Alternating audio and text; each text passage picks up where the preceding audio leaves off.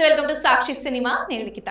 Hero Rajinikanth జీవితం వెండితెరపైకి వచ్చే అవకాశం ఉందనే టాక్ కాలీవుడ్ లో వినిపిస్తోంది. కొంతకాలంగా రజనీకాంత్ తన ఆటోబయోగ్రఫీ రాస్తున్నారట. ఇందులో బస్ కండక్టర్ నుంచి వెండితెరపైకి సూపర్ స్టార్ గా ఎదిగిన తన జీవిత విశేషాలు, తన జర్నీలోని ఒడిదొడుగులు, మధుర జ్ఞాపకాలు, భావోద్వేగ భరిత పరిస్థితులను గురించి ప్రస్తావించనున్నారట రజనీకాంత్.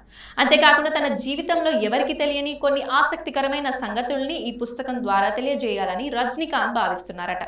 ఈ పుస్తకం ఆధారంగా ఓ సినిమా తీయాలని, బయోపిక్ ను తెరకెక్కించాల్సి వస్తే ఎవరు దర్శకత్వం వహించాలి, వెండితెరపై తన పాత్రలో ఎవరు నటించాలి అనే అంశాలపై కూడా రజనీకాంత్ తన సన్నిహితులతో చర్చలు జరుపుతున్నారని కాలీవుడ్ లో సమాచారం వినిపిస్తోంది.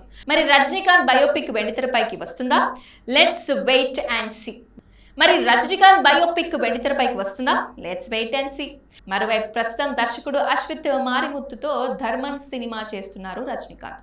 ఈ సినిమా తర్వాత నెల్సన్ దర్శకత్వం వహించనున్న మల్టీ స్టారర్ మూవీ షూట్ లో పాల్గొంటారు.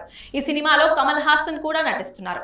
అలాగే నెల్సన్ డైరెక్షన్ లో రజనీకాంత్ హీరోగా నటించిన జైలర్ 2 అక్టోబర్ 15న విడుదల కానున్న సంగతి మనందరికీ తెలిసిందే. సాక్షి టీవీ ప్రసారాలను నిలిపివేయటం చట్టరీత్యా నేరం. సాక్షి టీవీ ప్రసారాల కోసం మీ స్థానిక కేబుల్ ఆపరేటర్ను వెంటనే సంప్రదించండి.